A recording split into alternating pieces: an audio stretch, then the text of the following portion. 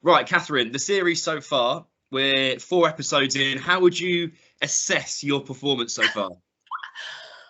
I would say it's very fair. I think how I'm coming across is very, very fair. And it is a true representation of myself.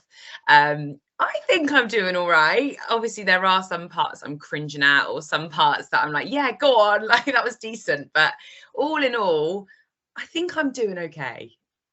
I would agree. You're doing Swindon proud. And your first 2 weeks with the ladies were strong victories.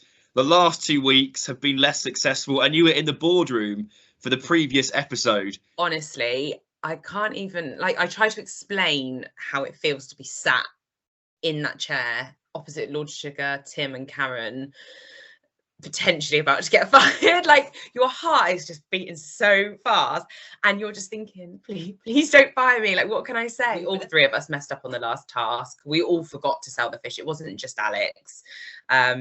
So we did own up. Obviously, he was the PM, so unfortunately, he had to go. I know, and there was this whole debacle about the salad, the rocket, the garlic mayo costing £90. You have to either laugh or cry, I guess, when you watch yourself on the telly and people across the country have seen your mistake, live on TV. It is hard because you're obviously in the moment.